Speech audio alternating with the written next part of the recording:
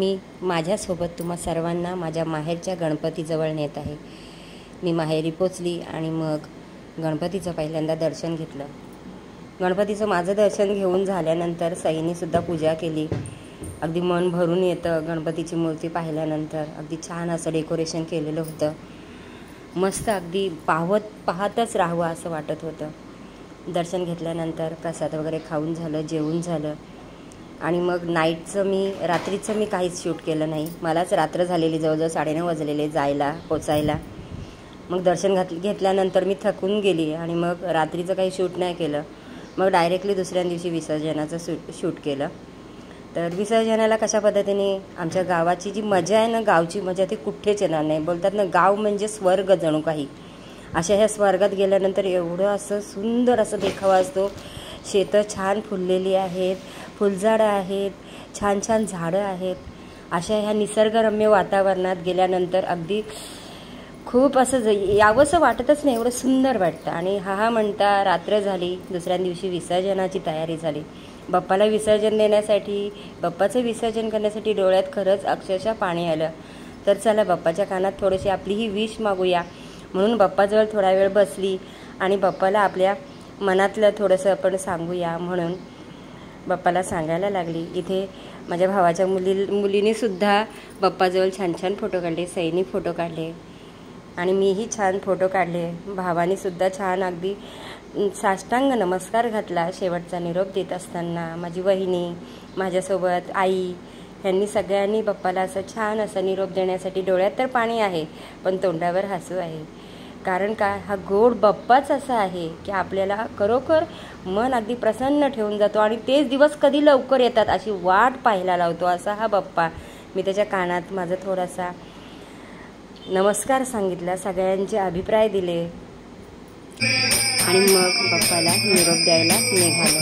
मी आणि सईने बाप्पाला उचललं आणि मग माझ्या भावाच्या डोक्यावर दिलं। तर अशी ही गावची प्रथा, सुंदर अशी प्रथा, खूप मस्त वाटतं। बाप्पाला असं वाटतं जवळ घेऊनच राहावं। थोडा सुंदर असा गोड असा बाप्पा, त्याला आम्ही माझ्या भावाच्या डोक्यावर दिलं आहे। आता विसर्जनासाठी निघालेलो आहोत घरातून। तर बघा निसर्गरम्य वातावरण कसं गावचं असतं, एकदम सुंदर। तुमच्या पण गावात असंच वातावरण असतं का, मला कमेंट करून नक्की सांगा। चॅनलला जर तुम्ही सबस्क्राईब केले नसेल तर चॅनलला सबस्क्राईब करा, लाईक एक नक्कीच द्या। कारण हे गावची जी मजा आहे ना, बघा निसर्गरम्य वातावरणात बघा किती सुंदर असं वाटतं, हिरवंगार एकदम। अशा सुंदर निसर्गरम्य वातावरणात आम्ही बाप्पाला निरोप देण्यासाठी निघालो। पूर्ण बाप्पाचं विसर्जन होईपर्यंत, तळ्यावर जाईपर्यंत अगदी भजन, नाच, गाणी ही छान जल्लोषात सगळेजण गात असतात। अगदी धुंदीमध्ये मस्त एकदम बाप्पाही कसा दिसतो प्रसन्न प्रसन्न। आणि ही सर्व मंडळी बाप्पाला निरोप देण्यासाठी तळ्यापर्यंत जातात, विसर्जन होईपर्यंत थांबतात। तर तुम्ही पण पहा कशा पद्धतीने आमच्या गावचं बाप्पाचं विसर्जन होतं ते बघा। कशा नारळी दिसत आहेत, नारळाची झाडं आणि सगळं निसर्गरम्य असं वातावरण, किती सुंदर असं बाप्पासुद्धा दिसतो डोक्यावर घेऊन। सगळे असे लाईनीत जातात ओळीने, पहा बघा कसं दिसतं ते।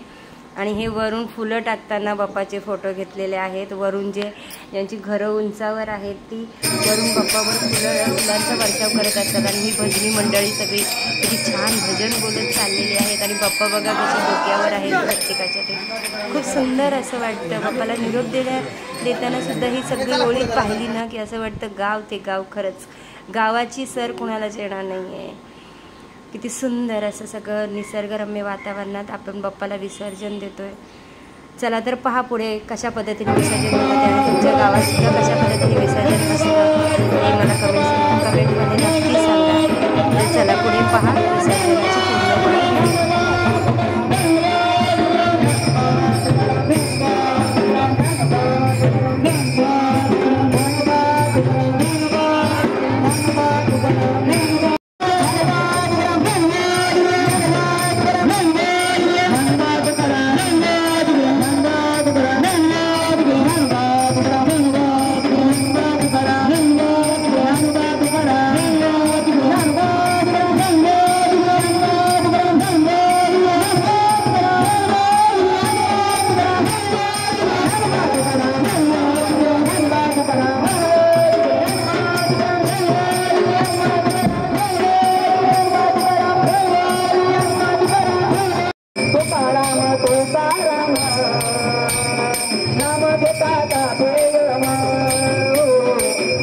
तुकाराम नाम घेता दासोराम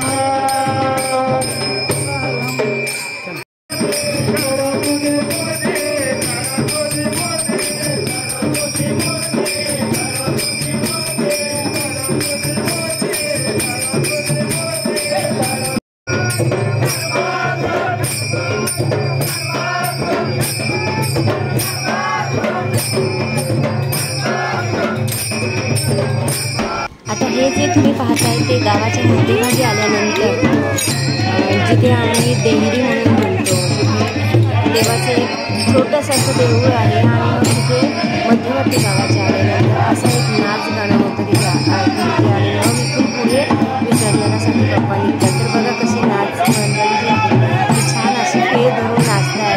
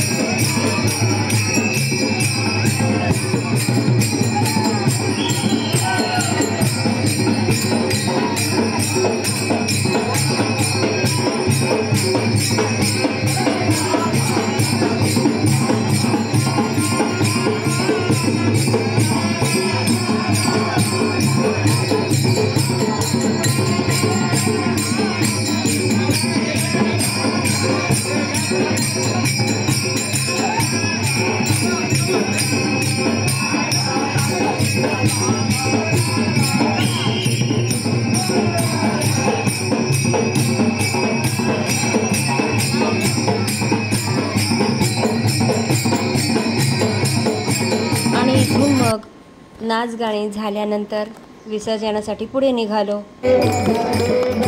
तळ्यावर पोचल्यानंतर तिथे आरती होती आणि मग बाप्पाचं विसर्जन केलं. आरती झाल्यानंतर मग विसर्जनासाठी तळ्यात नेल्यानंतर माझ्याकडे उभं राहायला प्लेसच नव्हती तिथे, त्यामुळे मला ते तळ्यामध्ये विसर्जन होत असताना मला फोटो काढता नाही आलं. पण आरतीचं जेव्हा लास्टची मोमेंट होती तेव्हा मी शूट केलेलं आहे. चला तर व्हिडिओ पूर्ण पाहिल्याबद्दल थँक्यू.